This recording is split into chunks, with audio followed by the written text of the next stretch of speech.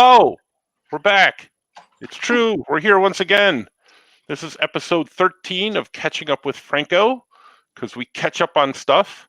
Although, actually, I don't know how much catching up of stuff that we actually do. But today's special guest, and I'm very excited. I haven't talked to my friend Katie Cook in quite a while. So Katie Cook is here. Yay! Hi. How are you? Everybody. It's the Muppet Show. I have a lot of Muppets in here, actually. Yeah. You can see some of them. The sideshow replicas, Kermit and Gonzo, are in the background. So you have like an actual audience. I do. You. Yeah. I do. And I just finally got my kids into the Muppets now that it's streaming on Disney Plus, because originally they thought they were weird. And who knew all it took was a bunch of obscure people from the 70s to get my kids into the Muppets. You must have the only pre-adolescent kids that know who Jim Neighbors is. I did love we were watching one of them, and even though this is like my dad's least favorite comparison of all time, my dad looks so much like Zero Mostel. Oh, that my kids went, "Is that Grandpa?" And it was like, yes. Grandpa was on the Muppet Show. Grandpa is a very unattractive Jewish man who's very talented. It is just roll with it. That's awesome. So now my youngest daughter Harper's like, my grandpa was on the Muppets. And it's just to piss him off. Right. That's cool. I'm so happy that you were able to come on. No, thanks for asking me. Yeah, we're going to be doing some talking and some drawing. As always, with us is Wayne. How are you, Wayne? Very good, sir. Yeah, man. I'm here with the comments. Yeah, he's going to be commentator corraller, Wayne. So tonight we're going to be talking about Godzilla versus Kong. Yep. And we're also going to be talking about Falcon and Winter Soldier, or The Falcon and the Winter Soldier. Yeah, I made Ryan come downstairs earlier and watch the latest episode in my office while I was working so I could be all caught up, nice. Which is a very pandemic sentence to say, of like, hey, honey, can you get off your work Zoom call? I gotta watch this comic book TV show. For my work type thing. For my work. So why don't you come on down and just ignore your thing that pays the bills, right? And do a thing, because I know he would have been mad if I had watched it without him. Yes. Well, why wouldn't he be? Of course. We're going to talk about stuff, but this is us. Or if you've seen Catching Up with Franco before.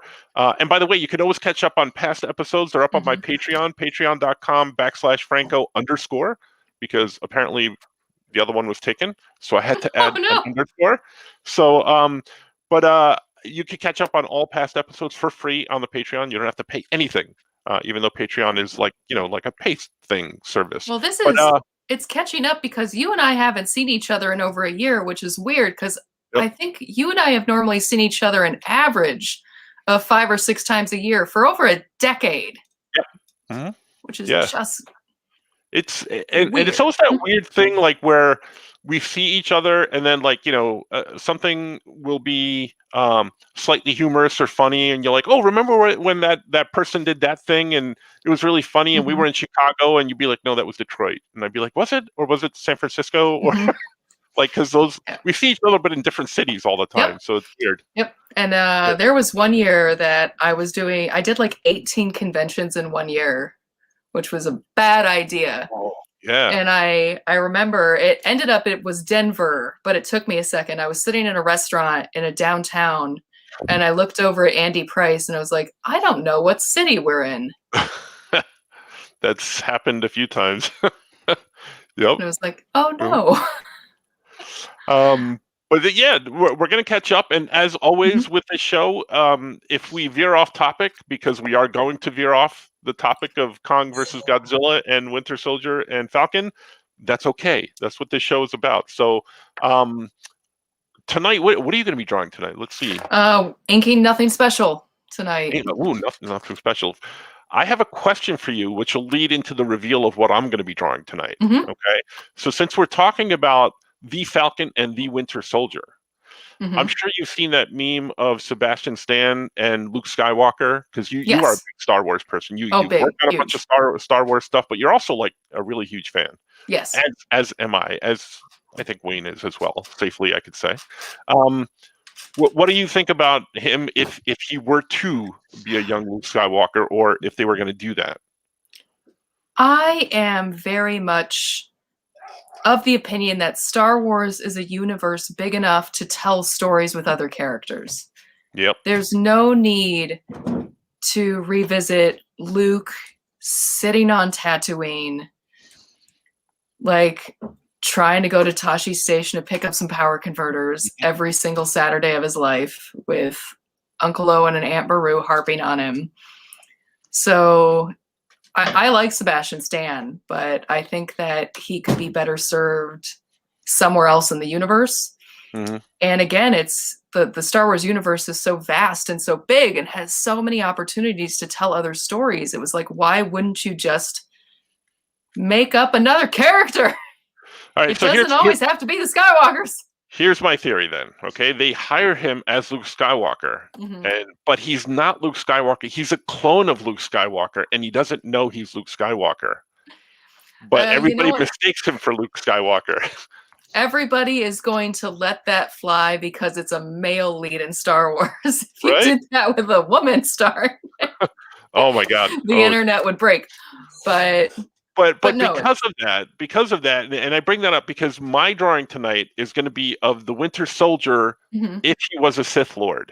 Nice. So he's going to have a lightsaber. So this is my pen drawing, but I'm going to draw the Winter Soldier as a Sith Lord. So there. Nice. So we're gonna have both screens on, and if anybody out there has any questions at any time or wants to pop in with anything, please do so. But this is from your comic, Nothing Special, which is on Webtoons, and everybody can go read it.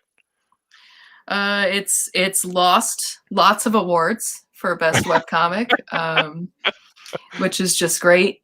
And then I'm actually just a few hundred subscribers away from 400,000 weekly subscribers to it right now, which Let me really ask nutty. Another question then. What are you doing here with us? Well, one, because I love you guys. Oh, you're awesome.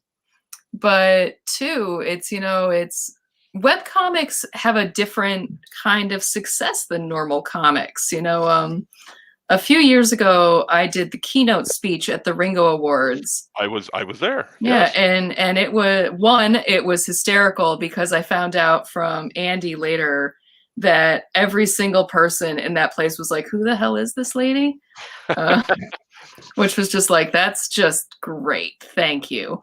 But my entire speech was about how webcomics don't have a validity in the comic industry at the moment. And that's true. It has been changing because you got to look at, publishers like Webtoon that do everything that's online content. There is one comic that they have that has over 4 million weekly subscribers worldwide. Wow. And it has a TV deal with the Jim Henson Company, Whoa. And they have other things. They have some of their comics have become Netflix shows or have become, like serialized dramas or animes. But in America, we still have the stigma of like, oh, but it's just a webcomic. Right. And I'm sitting here having worked in webcomics and then mainstream comics and then my own stuff again. When I tell someone, it's like, oh, I have like 400,000 people that read my comic every week. And they're like, yeah, but is there a book? Right. And it was like, I will come through this screen and I will strangle you, I swear. It was like, I just want to read it when it's in a book form. And it was like, I drew it for you. It's free to read. Now, is again, having just gone through that, I'm going to ask you: are they thinking of putting it in a book form, or are you thinking of putting it in a book form at some I point? will. It's I've kind of decided I don't want to be the one to do it. Right. And I have a book agent, and I also have an entertainment agent, and I'm trying to, the pandemic kind of put a big halt on everything because we had some pitch meetings for animation and stuff like that, but then all of a sudden everything shut down. Right. And it was like everyone was like, no meetings. Yeah. But I want to tie in book rights and all of these other things to the media rights. Nice. So basically everything would come out at the same time. Good for you. So, I'm yeah. so happy. I'm so happy for you. That's awesome. Yeah, so I've kept everything. I've had offers, but I'm trying to keep everything mine. I'm trying to pull a George Lucas and say, but I want it to be mine. So I have turned down some offers that would have been very nice to have during a pandemic. Right. To keep everything my own. So it's like, damn you, integrity. No, stick to your guns. No one's got to tell you what to do. You do what you want to do, because that's what it's all about when it's your property. Yeah, that's the thing is, like there was a company a while ago, my first webcomic, which was called Gronk, a Monster Story. I had a Canadian company wanted to turn it into a pre-K animated series that would have been like a very PBS-esque thing. And they came to me with a pitch, and they had taken Gronk and taken Dale and made her into a kindergarten teacher, when normally it's just a 4-character, like typical Sunday strip of like, it's the main character is a female named Dale, the dog, the cat, and Gronk, which is a little green monster. So Dale was now a kindergarten teacher. They added a cast of 12 different like preschoolers. The cat and the dog were just gone. And the monster was just this creature that was in the playground that all of the kids could see, but the teacher couldn't. Right. And it was like, where is my thing in this entire story? Right. Yeah. Eventually, it's not yours. It's not your idea, your story. Yeah. Absolutely. So I get that. basically, they just wanted my character design for the one character because they thought it was bankable, and I turned that one down. Right. And it was like, nope. But no, I get that. It's also, along the same lines as when someone wants to hire you to do something, and they're like, oh, can you do it like, Jeff Kinney, like Diary of a Wimpy Kid? Oh yeah. Oh my God. And I'm like, no. And they're like, well, why not? I'm like, well, because if you want that, go hire that guy. Like I'm me. Yeah. I'm me. When I'm lucky enough that in the past year I haven't gotten any of the can you draw it, but draw it like this other guy. Right. But yeah, starting out, oh my God, it was always, hey, can you do this? But can you make it look like this guy did it? And it was like, but right. Hey, I'm okay at my job too. Yeah. Not according to my kids. My guy, like my 2 daughters think that the guy that does Captain Underpants is the greatest cartoonist of all time. And it is just this moment of like, hey, hey. Right. Nothing snaps you back to reality like your own kids, right? Oh my God. I have the best. I have a little wall that's full of fan art that people have made me from both Gronk and Nothing Special. And then the Ringos, where I was nominated for Best Webcomic and lost, which is fine. But my daughter made a extra little badge on the bottom because it has like the little flags on the bottom that say like nominee or presenter. Yeah. Right. She made one that said loser and stuck it on the bottom. And it was like, awesome. It was like, all right, Grayson Wilcox, keeping it real. It's like I tell people, like, being a writer and artist is kind of like a rock star. You know, you go to these conventions and people want your autograph, they want your drawings, and then, you know, I come home and my wife is like, you know, how was everything? I'm like, oh, it was awesome. You know, I'm a rock star, and you know, people love me. And she's like, okay, rock star, take out the trash. It's trash day, type thing. You know. I had this moment where I had just gotten back from a bunch of stuff, and I had gotten an email from my kid's school, and the email header was just like, reading month author appearance. And I was like, this is my time. My kid's school is asking me to come in and talk at the author month. I'm going to look like a badass in front of all my kids. No, it was about how they're having this woman who wrote an origami like newsprint book come in, and they were looking for volunteers to come in and do juice and cookies for the kids. There you go. And it was this moment of like, I wrote My Little Pony. Right. But that lady's a rock star in the origami world. Oh, it was such a letdown of like that moment of like, it's my time to shine. It was like, nope. It's like, I'm just gonna go in and hand out cookies and juice. It's fine. This is fine. But the important question is, did you learn how to do origami as well? I didn't. I wasn't even in the library when the kids were learning it. I had to go be in the classroom pouring juice. There you go. It was very disappointing for everybody.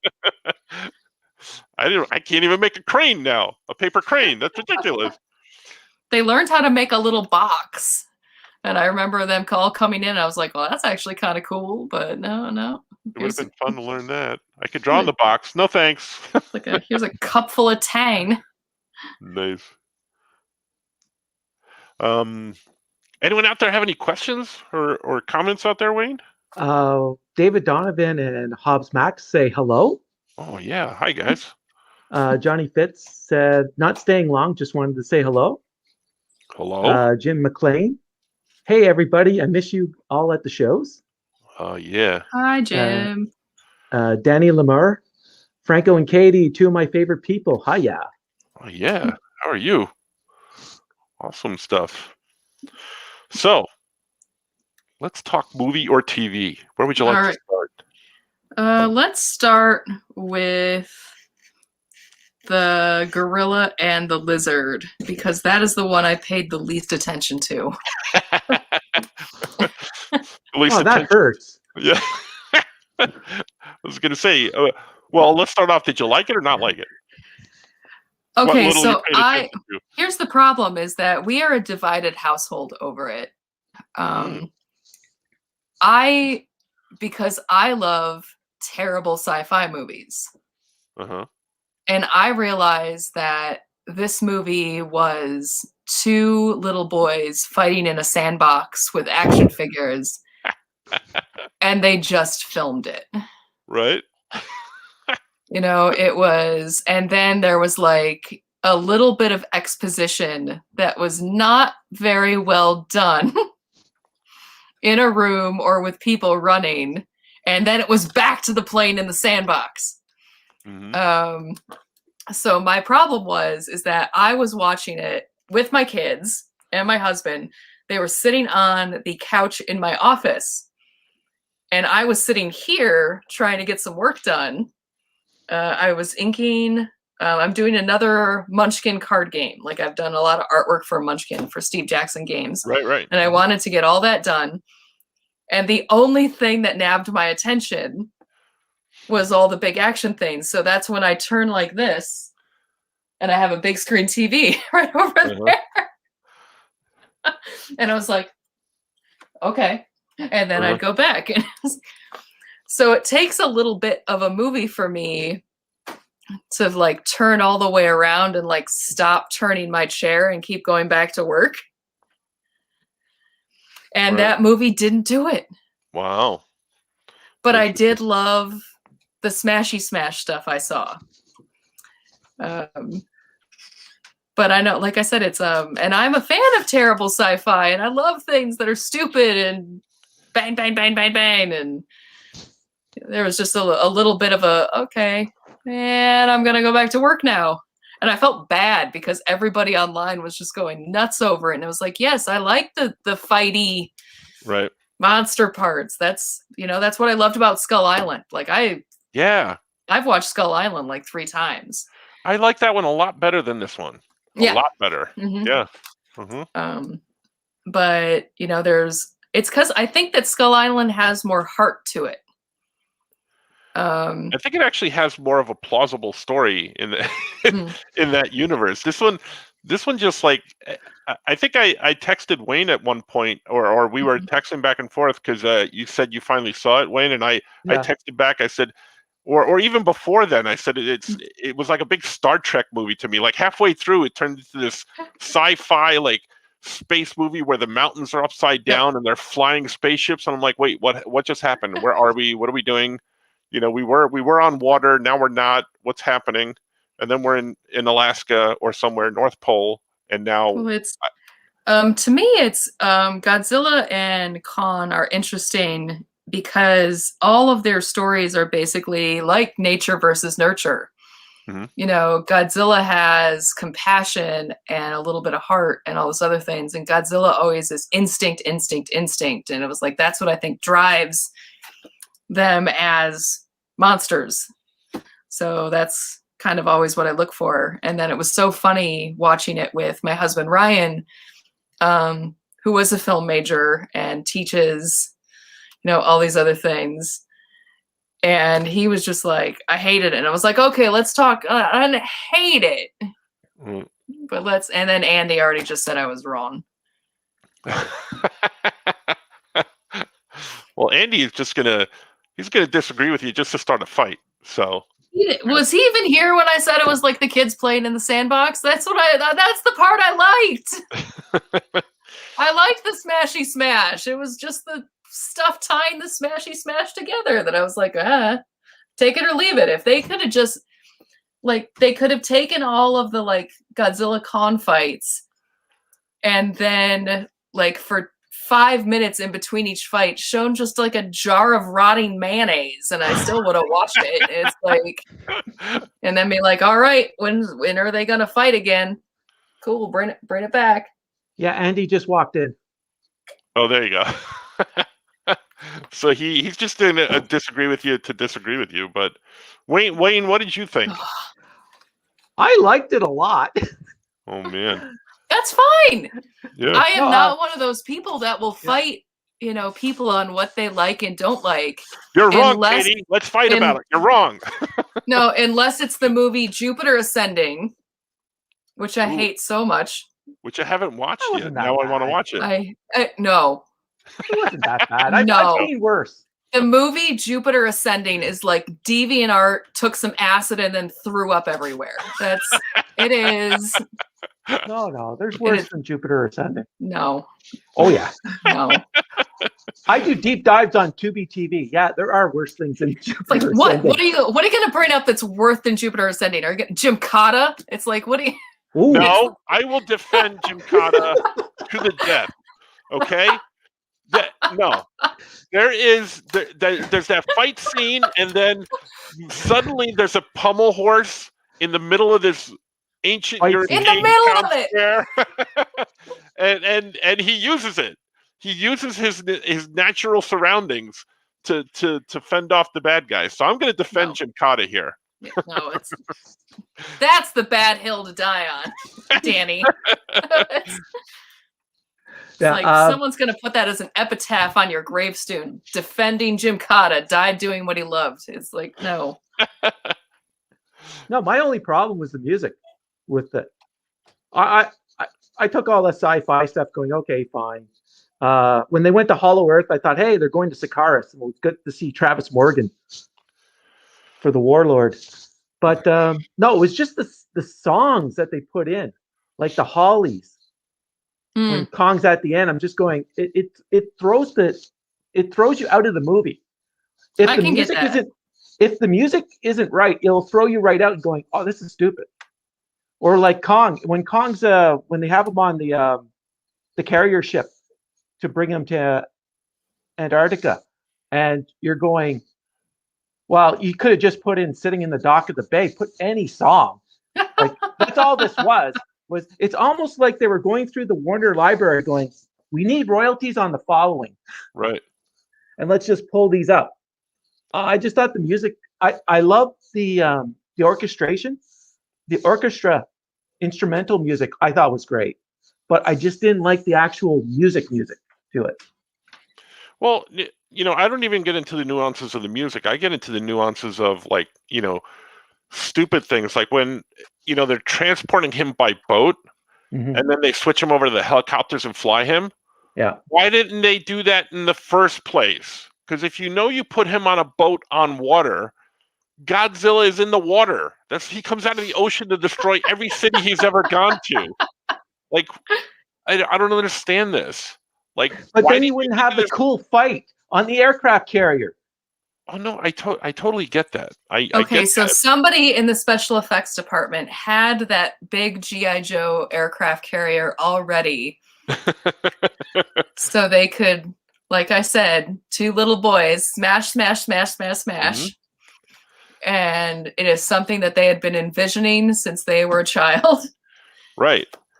And then, again, spoilers with all this. If you haven't seen it, I'm sorry. But, like, where does he turn into Conan at some point where he finds his battle axe and then, he's got to fight Godzilla with it? And, like, I don't know. I just got lost. And that is where Khan pulled Excalibur from Skull.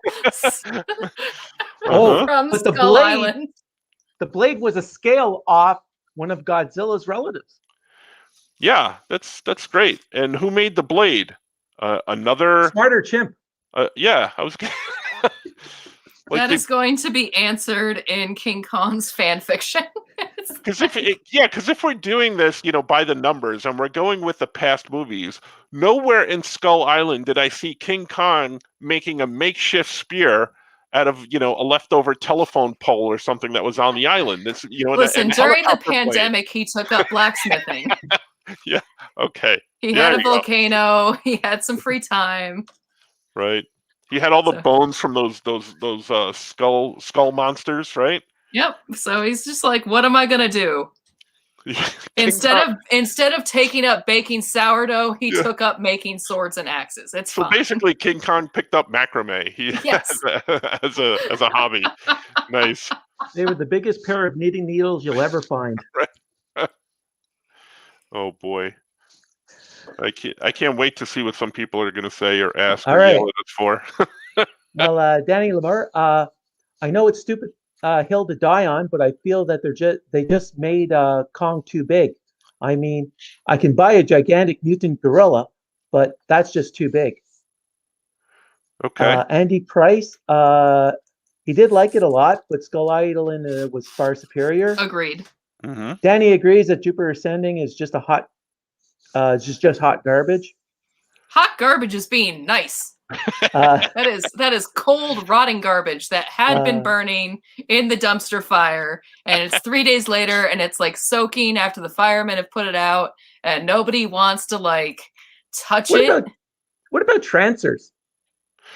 But Katie, tell us how you feel. Seriously, about Jupiter Ascending. Tell us how you really feel. Okay, it would have been a while ago. There is a Twitter rant about Jupiter Ascending when my husband and I watched it, because I made him pause it in the first half hour, and then I went and I downed like 3 bourbons and like sat back down on the couch with my phone. It was like, let it roll. I got opinions the internet needs to know. And then I just ripped on it for 2 hours. Ugh. So can we have you back for a catching up on Jupiter Ascending? We're going to have to at this point, I'm telling you. Like, we'll do a live watching where we won't actually show it, but I'll just have it over there. I think I might be afraid. I'll be mad at it the whole time. Oh, no, I might be afraid of that, but now it's like a train wreck. I'm going to have to do it now. Like, you're going to have to force Ryan to come down. You're going to have to text him and be like, Ryan, please come get your wife. She's on it again about werewolves and mascara. You just got to, Please make her leave. Oh my gosh! Now I have to watch this, and then we have to Do a come back. catching up. Yeah. Oh, Oh boy. Andy says it's clear that the editing in Hollow Earth was so rushed. It's obvious chunks were left on the cutting room floor. Yeah, I would agree with that. That's what is clearly left on the cutting room floor: the axe, the history, the reason for the enemies. He also goes on, Jupiter Ascending is at least above Avatar, but then the floor of a taxi cab is above Avatar.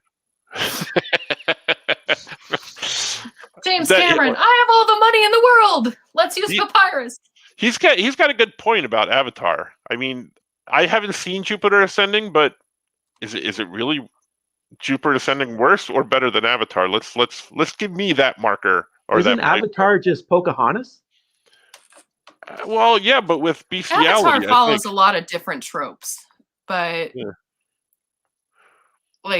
Avatar has it's minimal, but there's a rewatchability to it. That I would say that's like any sci-fi channel movie, like Sharknado. I've never watched it over again. But yeah, Jupiter Ascending is like one of the first movies that I watched that I was just mad. Wow. It was like, wait a minute, this is terrible.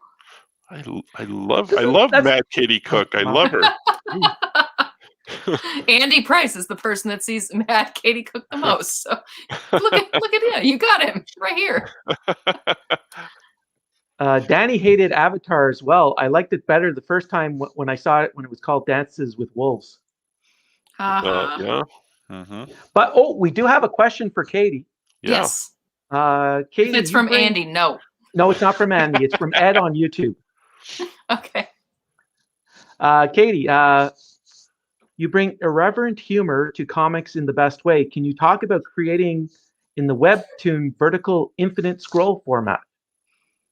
Yeah, kind of what I'm doing right now is, it took me a while to think of creating a comic not in a page of like 11 by 17 panel, splash page, panel. And, it was a really interesting new challenge to all of a sudden go from that to like, I think this is like the first 12 panels of a chapter.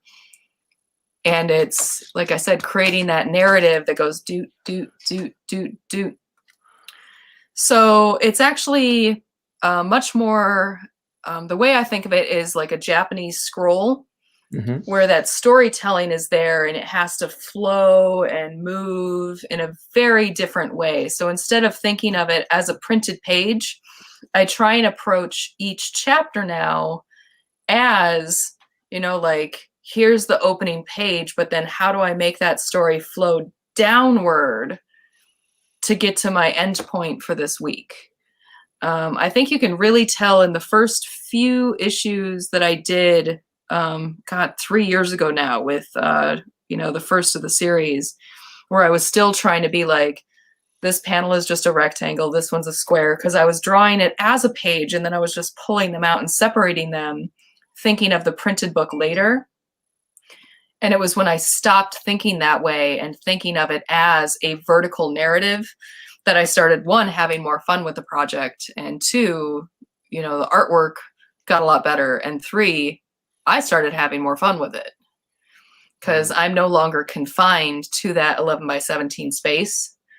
So if I want to, I can just be like, gonna draw slime for 40 inches of panel, gonna write a weird word in here, gonna draw a dead radish. Does that cut both ways? Because do you use that in the narrative sense when you need like a heartbeat or like a lingering, does it go the other way when you do want to draw slime for 40 feet because you want to draw slime for 40 feet? There have been a couple of times where I'm like, I just want to draw this really stupid, weird panel.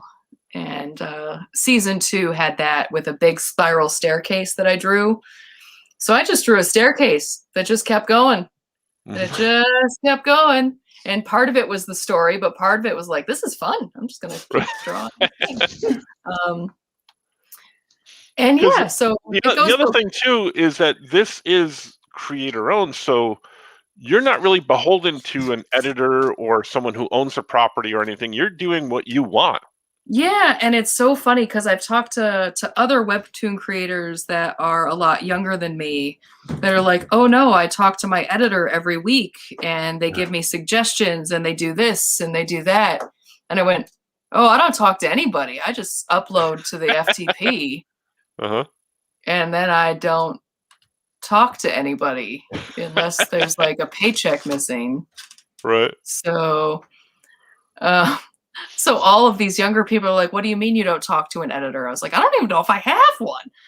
I do, it turns out. They just don't talk to me. So I think now that they're watching going, thanks, Katie. Yeah. Thanks a lot. So I just think that there's a note somewhere that's like, just leave Katie to her own devices. She turns it in on time and she's weird and just it's best not to talk to her. Right. Don't poke the bear. It's like it's in your best interest to just never talk to Katie Cook. It's like, oh. Well, continuing with this type of style for creating the webcomic, Danny has another question. Will this format make this story exclusively a digital comic, or will we be able to print it as a TP trade paperback eventually? It's going to look very different when it's in print. You know, a lot of those weird details and, you know, things that I put so much time into, you know, considering the scrolling format are going to be lost. So it's going to be interesting, and I'm not going to be the person to design the book. I can't. I was going to say, is that something you're making conscious decisions about now that you're drawing, or are you just like freewheeling right now? Let me do what I do, and then we'll worry about that later. Or yeah, I'm very much. It's future Katie's problem, because I don't want to hinder what I'm doing right now because I'm too worried about what it will be later. Because I already know it's going to have to be relettered because we have to make the lettering so much bigger for mobile devices and things like that. So it's the book designer's problem. It's not my problem. Wow, yeah. Whatever publisher ends up picking it up, and it will be in print eventually, but I'm not going to be the person to make all of those creative decisions because I'm too attached to some of the artwork I've done. And they also are going to, you know, I'm probably going to have to work with an editor to be like, all right, so because each week had a chapter break, you're now going to need to take out some panels, or you're going to need to add in some panels to have, you know, some flow issues taken care of. Right, yeah. So Andy was wondering, do you think you might be able to do foldouts? I'm not Jeremy Bastian. I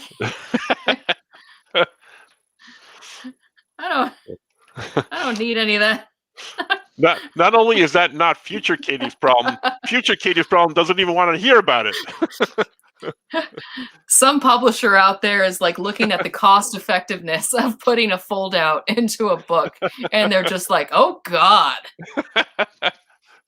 This isn't some MC Escher coffee table book. And she has how many foldouts? How many are you talking about? I'm just going to print all of it on a roll of toilet paper, and then you can just read it as you go. Well, there might be an idea there. How come you're not going to do this as the first scroll comic book? You know, Hokusai in old Japan, you know, he could do it. You can do it. I am sure that it would be longer than my driveway. In other news, Katie Cook printed a comic that stretches to the moon and back on this scroll. Nice. Also, I need $13 million through Kickstarter. Oh boy. Wow. Well, everybody go read it. It's on Webtoons. It's for free. You could go read it. So what are you waiting for? Well, don't do it now. Do it later. I mean, I like it. Yeah. I'm a little biased, but no. I think there's about 400,000 or just short of 400,000 people that kind of like it, right? Yeah. So, yeah. I get fan art for it all the time, and it makes me so happy. That's got to be cool, right? That never gets old for me. Love it, love it, love it. All right. What else can we rag about Godzilla versus Kong? Yeah, the boat ride, didn't like that. Yeah. The little girl, I was expecting her to be, I don't know how much of a fan of the old films you are, but I was expecting her to be a twin and you know, maybe a little bit smaller. They had those twins that talked to I remember Godzilla. that. Yeah. But they did do an homage to the Kong versus Godzilla, where in the 62, I think it's 62 movie, he used a tree and shoved it down Godzilla's throat. This time it was the axe. Ooh. Little callback. And they did a lethal weapon scene where Kong had to reconnect his dislocated shoulder by smashing it into the building, just like Martin Riggs in Lethal Weapon. Oh boy. I'm telling you, there's a lot of stuff. They put a lot of effort into this movie. Well, to do you make you think they think. should they have put a little bit more effort into the story? But Maybe. well, okay, Oh boy, sorry. Godzilla versus Kong. Right. You don't need a story. You need the ape. You need the lizard. You need the ape and the lizard to fight. Come on. I was waiting for some kung fu moves from Godzilla. The way he was moving, he moved a lot better in this movie than any of the other movies. You're talking to a couple of writers here who I think would argue with you about wanting some story in there. I was gonna say I'm pretty attached to, you know, I at least need some cohesion. Right. Yeah. Because then I just get mad. It was like I could have written this. Yeah. It's like they could have paid me to write this. I would have done this. Come on, Mechagodzilla was pretty cool. But here's the thing: there's three heads for Ghidorah, and one was in Mechagodzilla. The other one was the control device. Where's that third head? Because I think the third head is still with the Echo terrorists, and they could do something in a future movie with that third head. See, very deep. It's a very deep movie. So it's very deep. So you're threatening us with the idea that there's going to be a sequel. That's what you're saying. I'm threatening you. And yeah, and Danny agrees with me about the Lethal Weapon because you could almost see Kong at one point saying, "I'm getting too old for this shit." Because you saw the little gray. He had it gray in his beard. Come on. I guess if Joe Pesci shows up in the next one, if he comes out of retirement for the next movie, then I'll believe you. Okay. Possibly. Joe Pesci's retired? Yeah, he came out of retirement to do that last Scorsese movie, The Irishman, right? Yeah, okay. that was like 15 hours long. That I still I was going to say, I actually think it's still playing from the time that I tried to put it on. But I saw something online, you know, when they were talking about the Snyderverse thing, you know, being like 4.5 hours long, that now they want the Jackson verse, you know, the trilogy for the Lord of the Rings. They want the Peter Jackson cut, and you know, it'll take place over 5.5 days or something like that when the movie's over. It's filmed in real time, so the whole thing is like 10 years. It takes them 2 months to climb up the mountain, you know. I have not been able to get through the Snyder cut.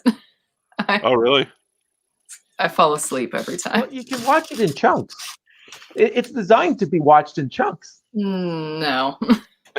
I'm just gonna... No. Okay, so any movie that you say, yeah, but you have to take it in small doses, is like... True. There you go. But Snyder made it to be episodic. It was Warner's that said, no, let's just pop it into one big chunk. Oh my God, I think it was a Vanity Fair interview with Snyder where he said, oh, I wanted to make it a 5-part trilogy. And I was like, I'm out. He's a moron. I'm done. I can't do it. Well, I think my problem is that I don't enjoy a lot of the DC cinematic universe because I think it's too dark and too serious. And I know that's the typical complaint of it, but I like stuff that's funny and weird and actually enjoyable to watch. And I'm meh. So I do not poo-poo anyone who likes the DC universe. You may enjoy it to your, to your heart's content, but my Batman is a detective who is also, the heartthrob and a little wacky, and so it's all good. It's fine. I'm almost afraid, but I almost anticipate wanting to ask you this. But what did you think of Wonder Woman 84? I'll tell you once I actually make it through the rest of it. Okay. There you go. I turned into, like, I could be upstairs folding laundry. I'm gonna go do that. So I chose laundry over Wonder Woman 84. Well, then let me ask you this. What I know I'm a glutton for punishment here, but I want to hear these answers. I want to hear these answers. What did you think of the first Wonder Woman movie? My kids liked it.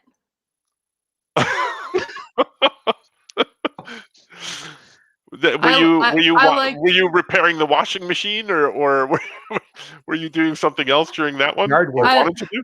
I liked some parts of it. I liked a good chunk of it. And then at the end, it really fell apart for me. Oh, really?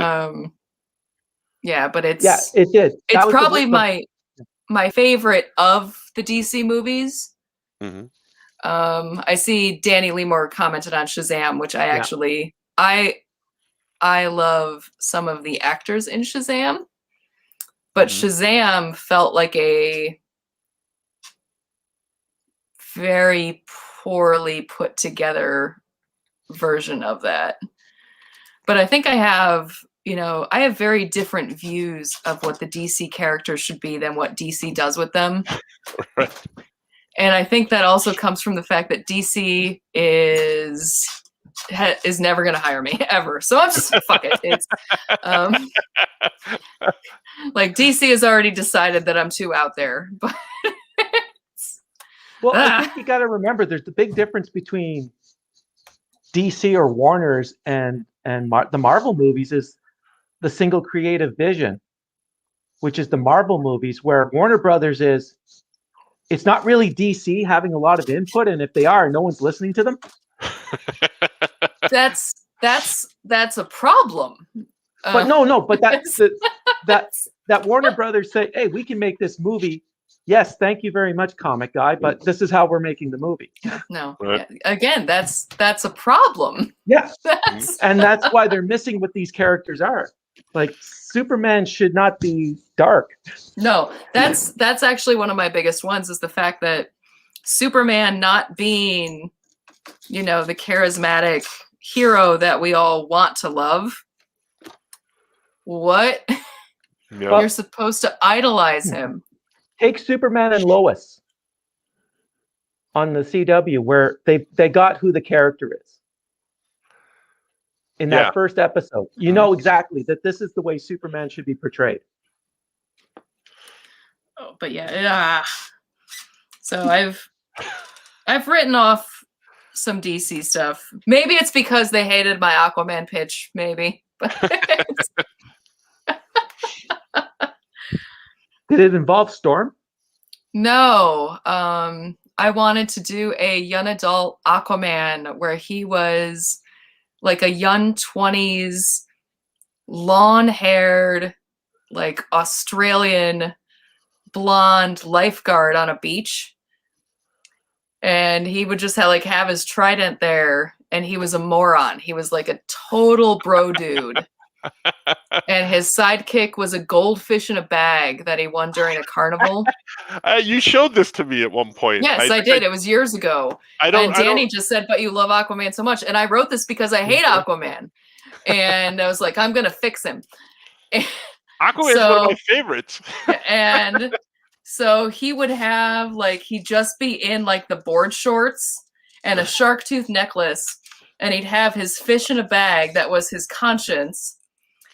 And he would eat sushi, but he's like, what do you mean sushi's fish? like that kind of level of stupidity. But like if somebody out in the ocean is drowning, he would just pick up the trident and like whip them out of the ocean and just be like, there you go. And so it would just be like his life being Aquaman trying to fit in, but his version of being a hero because he didn't have any ambition would be to be the lifeguard on this shitty little beach. And like being So like, wait, why did DC not want to do this? I don't think I even got an answer for that one. But don't you think they use some of those characteristics with a certain Jason Momoa? Pecs. He's like a surfer, bro. A little bit. It's I appreciated the octopus playing the drums in that movie. And that's it. that's my line. I like a lot of the DC books. So that's good. DC books good. DC movies bad. make Katie mad. I think you got to remember. You got to think it's not DC movies. It's Warner Brothers, now AT&T. Yeah, that still trickles down to DC. Wow. So Jupiter Ascending is still the worst. So. All of them are absolutely lovely, divine cinematic experiences compared to Jupiter Ascending. So you never want to work for DC. I would love to work for DC, but I don't think they want to work with me, which is very sad to hear. Yeah, that's I've worked for DC a lot over the years, and like I said, they put out amazing books. Yeah. Yeah, but Marvel's always the one that eluded me. We were always in the wrong place at the wrong time for Marvel. So we never did anything there. Came close a couple times, but just never worked out. Marvel has been very nice and let me play in their sandbox a few times, which has always been really fun, really a blast. Don't you have something coming out through Marvel or something else? They're about to trade them. I did 3 issues of IDW's Marvel Avengers line, which was a blast, and they all tie together, but can stand alone as separate stories. But it's they really let me kind of do whatever I wanted.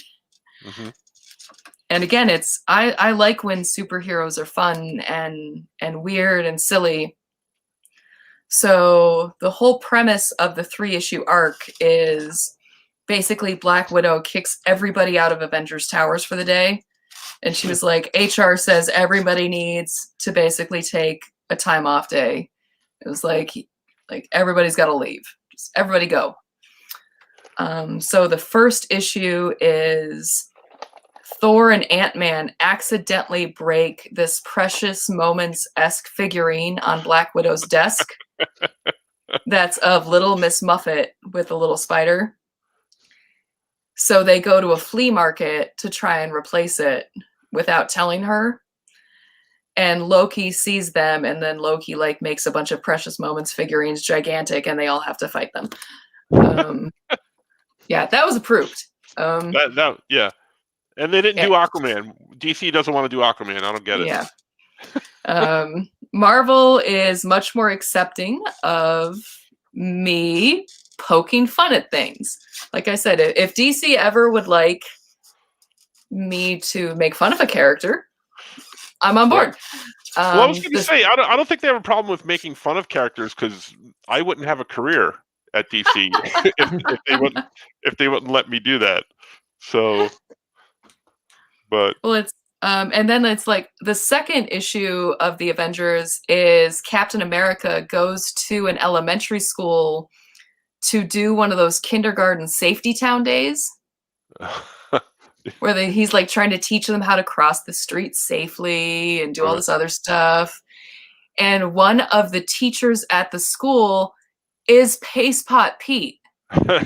Like, he gave up on being a villain decades ago and went into teaching because everybody hated him as a villain because his ability is to shoot glue at people.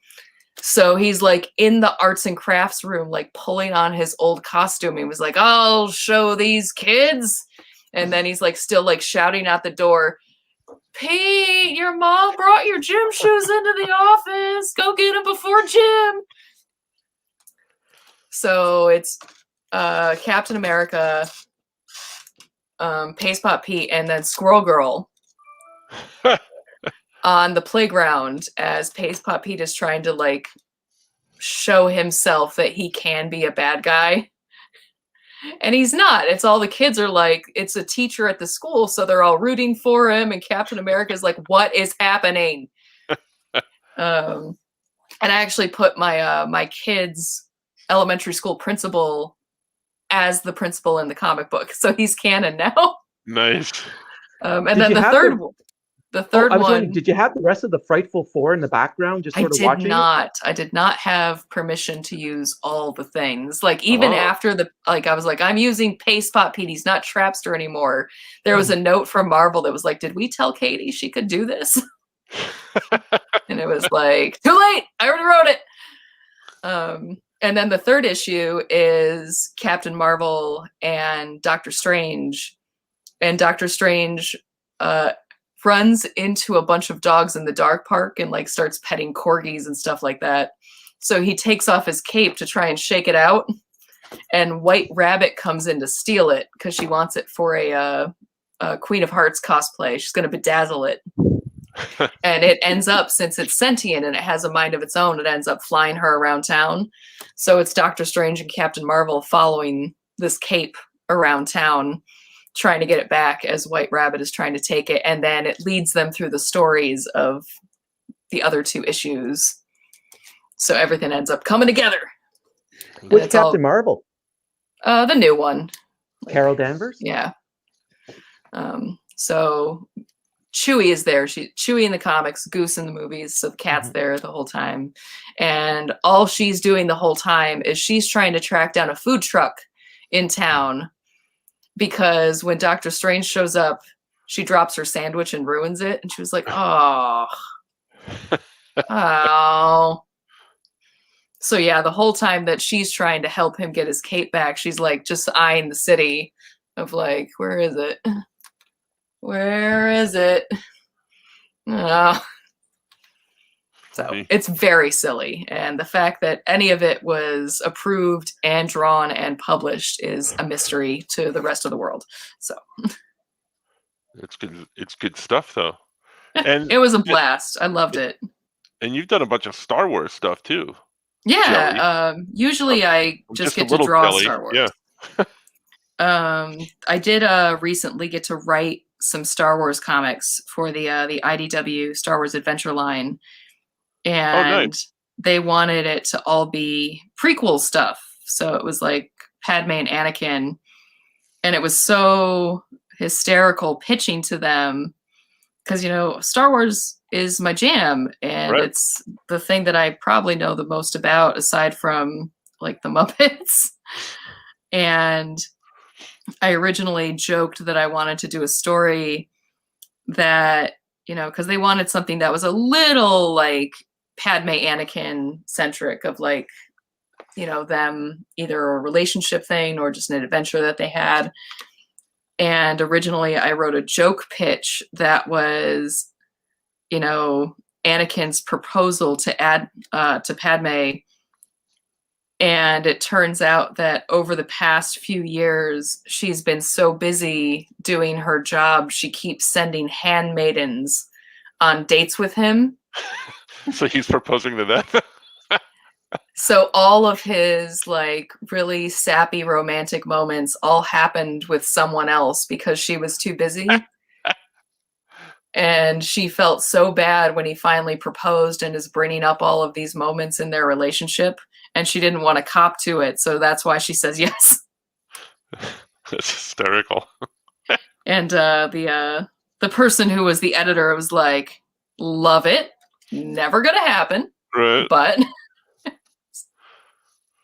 well, I get asked this all the time. So I'm sure you do. But like, how do those ideas form? Like, where do you get this idea of, okay, these were all the handmaidens that he had all these romantic moments with.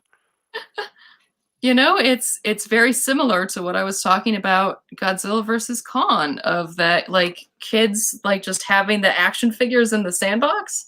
Mm-hmm. Of like, if I have the reins for these characters, what do I want to see? Right.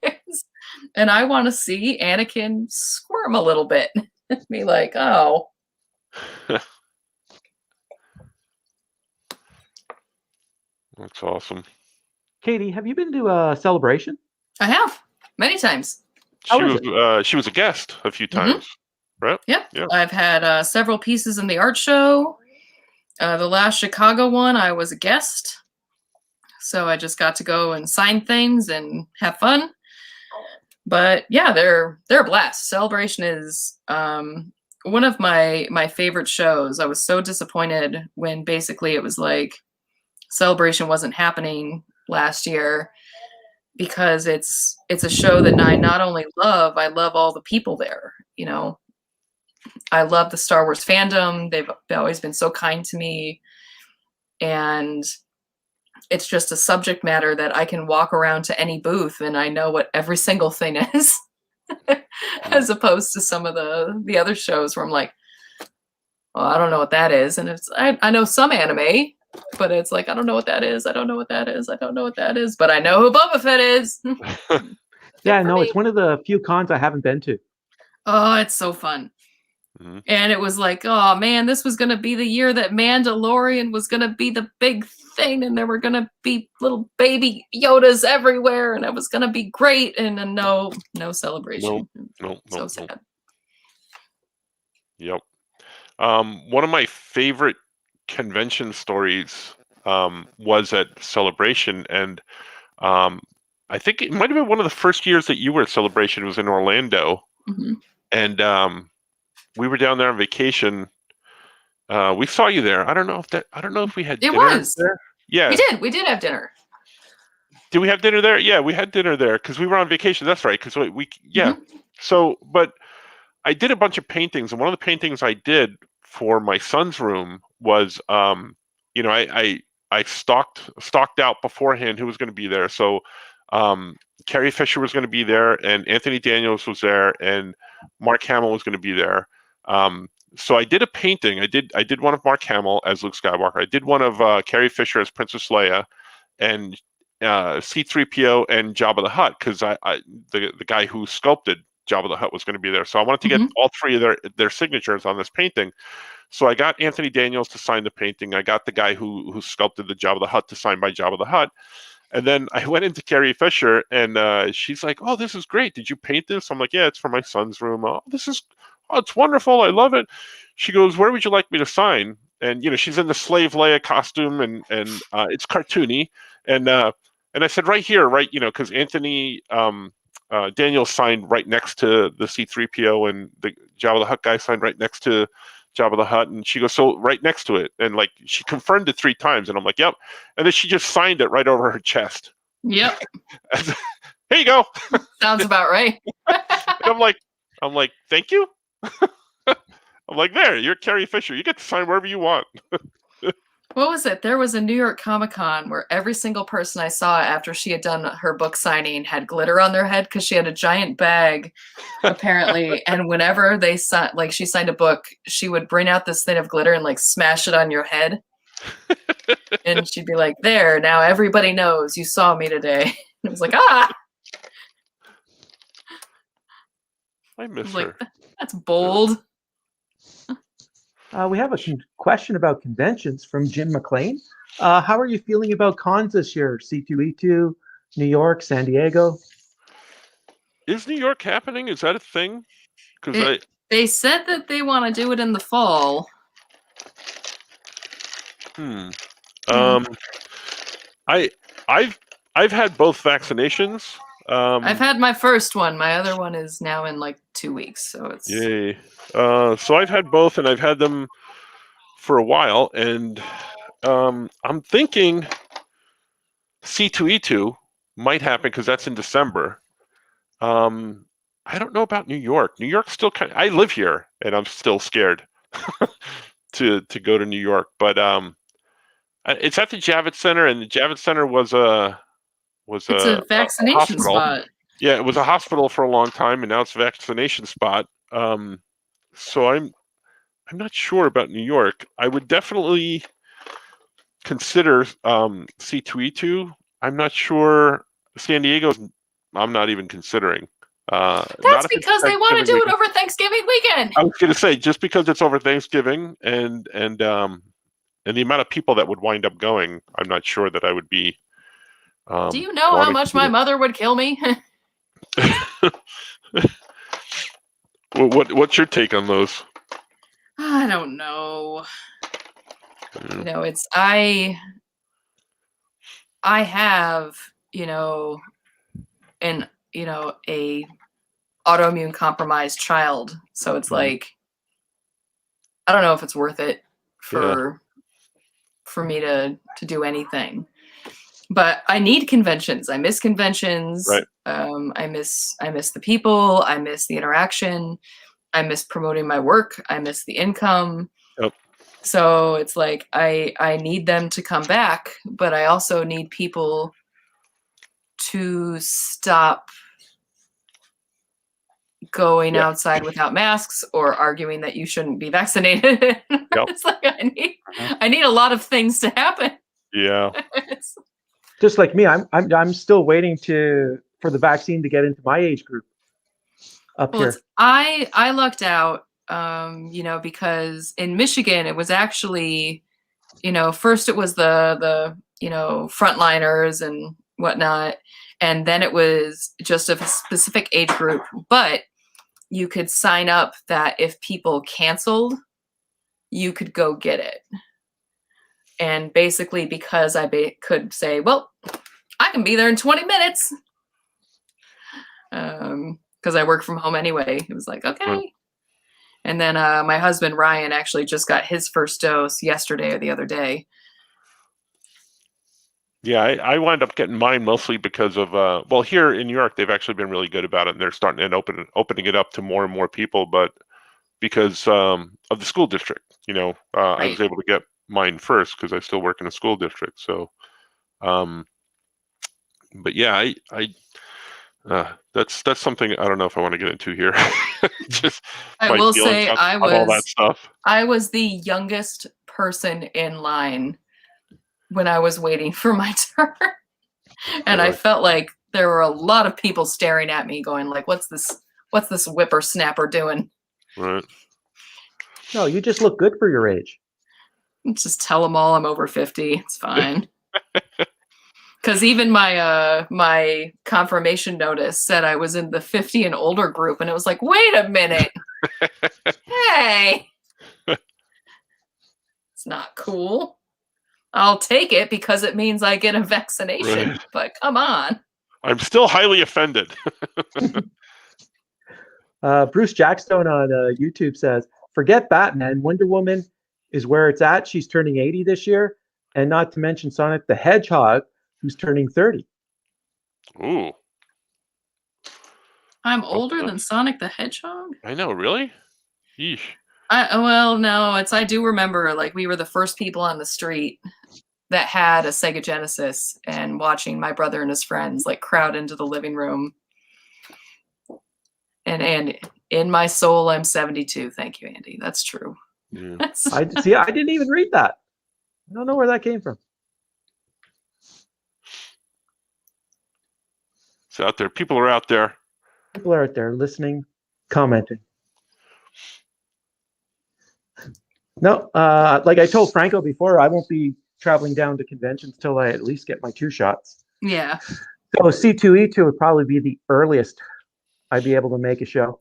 Yeah, and so C2E2 I know that I can drive to. I'm not going to get on a plane. Right. Oh. Well, that would be a during the winter. Me, it'll be fun in Chicago. Yeah, but hopefully there's enough distance there too, because I don't know. It's a wait and see type thing. Yeah. And it's difficult to kind of just articulate, like, because I want to go. I really do. But yeah, then your better angels, like, start talking to you, and you're like, I don't know, type thing. But, yeah, it's very much a, is this the right decision? Because right, I think we all went through that probably for the first time right before lockdown when they were still planning on having Emerald City Comic-Con. right. And like bags are packed, flights are purchased, and all of a sudden it was like, oh wait, Yeah. do I go? And C2E2 was the last show, Yep. basically, Yep. before everything just went to hell. Yep. But mhm. Because that was the last time I've seen a lot of people. Yeah. Yep. Well, that was fun, going down that that dark hole. Path. Oh, speaking of dark holes, we Oh boy. always have the Soldier, Winter, and Falcon, the Yeah, the show. Wow. the show. We're gonna spoil the hell out of this, but I'm gonna start with, what the hell, man? All that blood on the shield. What the hell? What the hell? What the hell? I knew something dark was coming, but what the hell? I know that, like every single person online that was like, they can't have a new Captain America. Those people just needed to wait. Right? Yep. Mhm. But I'm telling you, man, people are into the Marvel stuff, and they're passionate about it, man. You bring this other Captain America guy up, and I was not surprised at the backlash whatsoever. It's like, that guy's not America's ass. Get him out of here. He barely has America's lips. His chin kind of caves in a little bit. It's Kurt Russell and Goldie Hawn's son. Yeah, it's more, and it's definitely their son. Oh yeah. It looks like both of them. But yeah, I knew something dark was coming, and you could see that scene happening. Mm-hmm. The buildup was there. You could, but then when you see it, you're like, no. You're like, oh my gosh, he's doing it. So like, that's happening. It was like, I figured that his big dark moment would take place like in an empty warehouse. And he's like, well, this is what I'm capable of. And then it would take a while for everyone else to figure it out. But nope. That's on, like, people were tweeting that. Ballsy and great. I thought it was great. I was like, oh my gosh, that was fantastic. Well, not that what he did was fantastic. I'm just from a story element. Now I feel like I'm a bad person because because I'm praising that. But from a story element, I was like, whoa, that's ballsy and that's awesome. Yeah. Yeah, that was a nice cliffhanger to end that whole episode on. But it is consistent with Captain America, because if you go back to Captain America and the Winter Soldier, Nick Fury said, "I read those SSR files about you guys, and you guys did a lot of shady stuff." And Cap said, "Yes, I did." So, but he didn't do it in public. Yeah. It would have been in a sealed file. Oh boy, there were a lot of things in this episode that worked for me in a good way. Zemo's a dancing badass, even though he didn't dance in this episode. He's a badass, and he dances, but he's not good at it. Hey, speaking for myself, who is a horrible dancer, that he's a good dancer. That's all. This is where Ryan comes bursting into my office to tell everybody what a terrible dancer I am. Oh my god, this is a bad moment. That's a bad opening. No, I suffer from being very tall and awkward and 2 left feet, and very Caucasian also. It's just very, very no. I can't. No. It's just unfortunate all around. Yeah. Mm-hmm. It's a good thing I can draw slightly a little bit because, yeah, no, the dancing, no. Nope. It's me. It's like, if I were to have to like try and put myself out there again and be like, I draw comics, and here are all of my high school science Olympiad medals. Look at what a catch I am. Now this is dating myself, but are you Elaine from Seinfeld bad? Are you? Yeah. Oh boy. Yeah, it's not good. Because if you would imagine that, I'm a lot worse than that. So yeah. There is I could threaten in future years to chaperone one of my kids' dances and like leverage something dire on it. Nice. And my children be like, "Oh God, no, mother, you cannot. You absolutely cannot." Fantastic. Andrew Clark wanted to know, continuing with the dancing talk, did you see the 1 hour of Zemo dancing on that Disney put up on YouTube? Yes, it's like an hour long.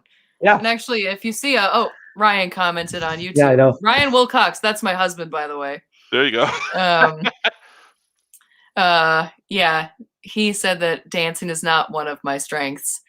But he's the one that showed me this morning. He was like, "Did you see that there's just like an hour-long official loop of him dancing?" And it was like, "What? No." And I was like, "Nope, that's real."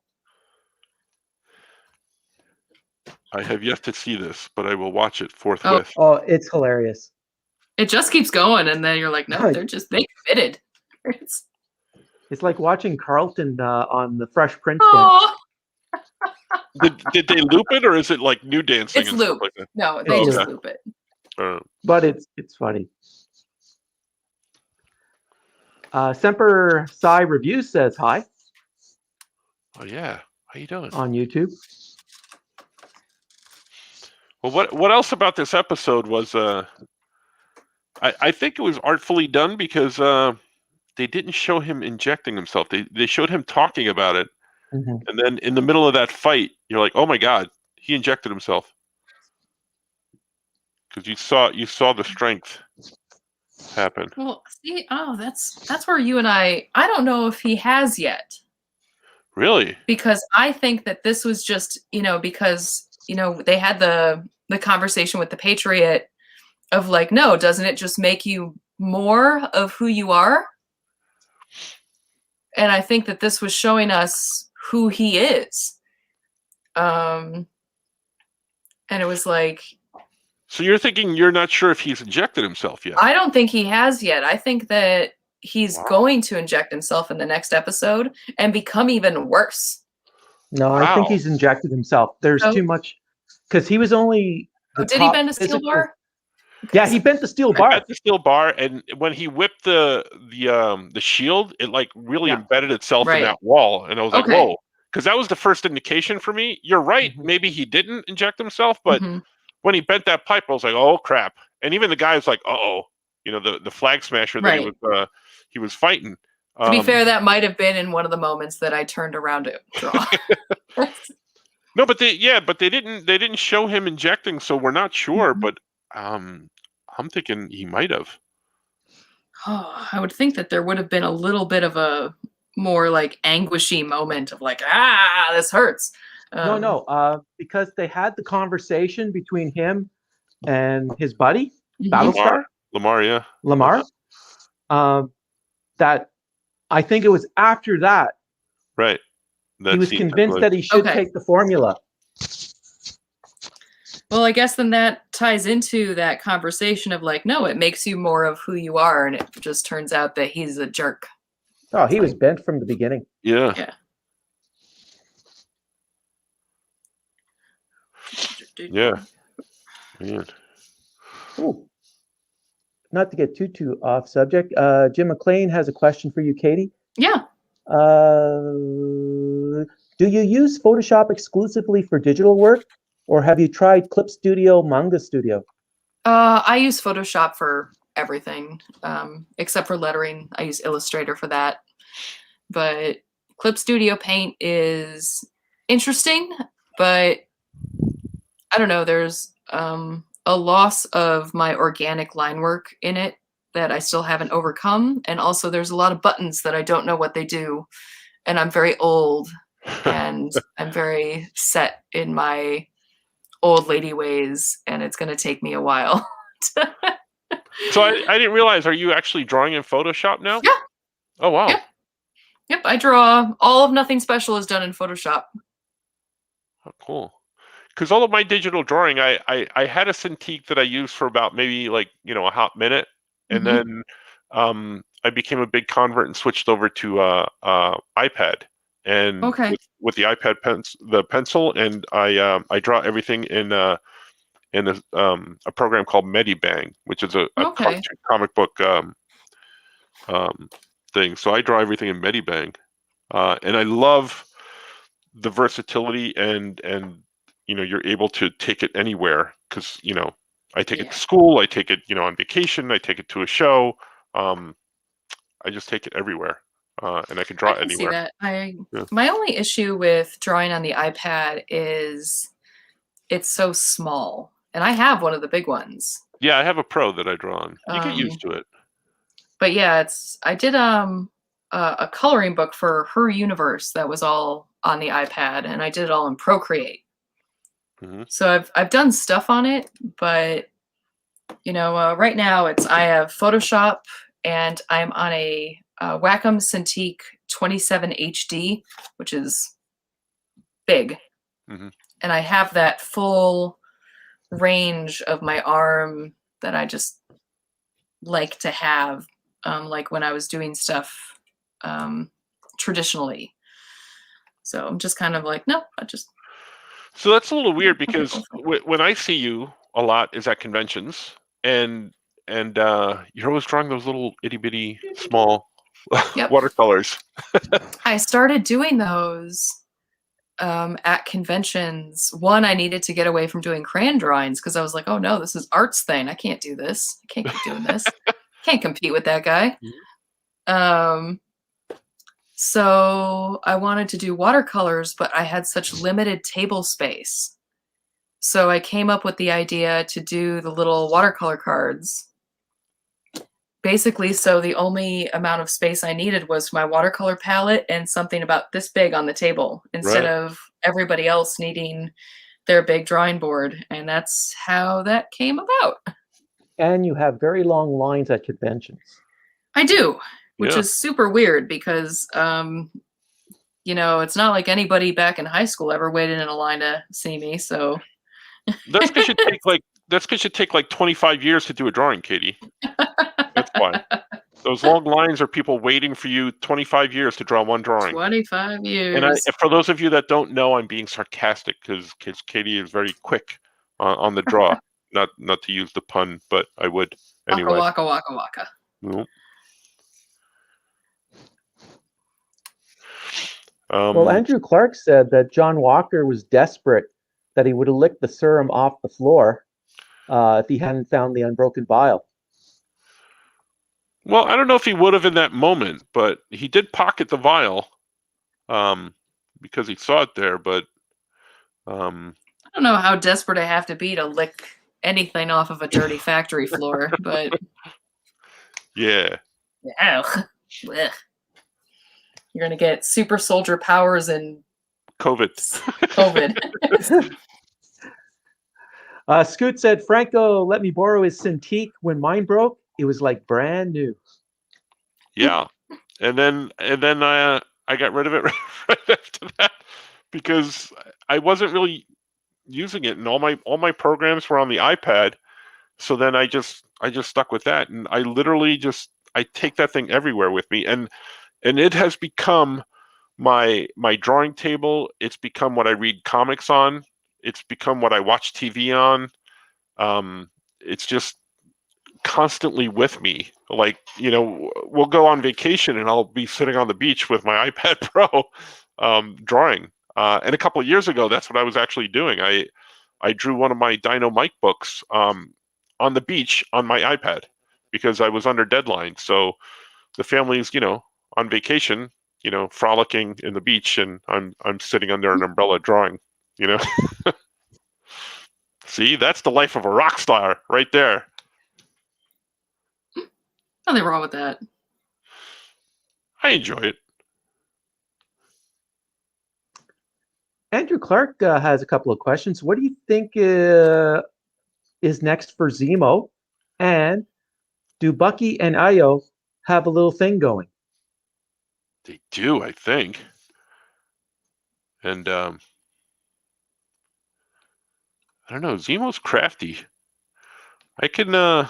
He's almost likable here too, right? Yeah, he's very likable in this. Mm-hmm.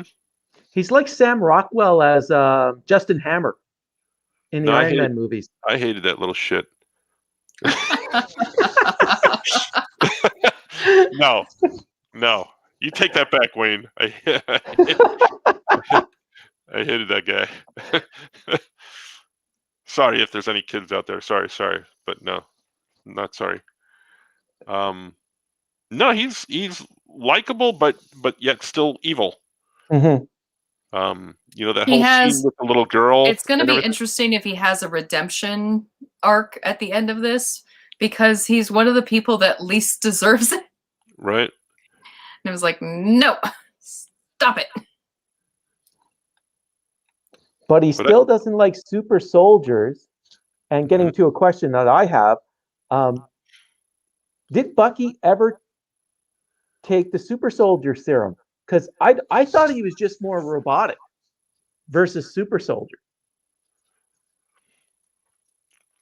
I think they gave him something, didn't they, when they experimented on him? Something, because he's suggestible to everything. He knows all of the other super soldiers and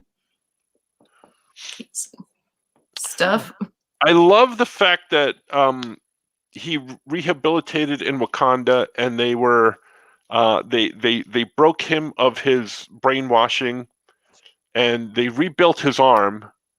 And then in this episode, they're like, no, F you, because if you get out of hand, we're going to take our toy back. Wakanda giveth and Wakanda taketh away. That's right. I thought that was definitely awesome. Do not mess with those women. With those. No, oh God. Holy jeez, they took everybody out. I loved Walker's line. They don't even have super strength or the serum, super serum. Yeah, they just like, kicked his ass. Immediately in a very small confined space.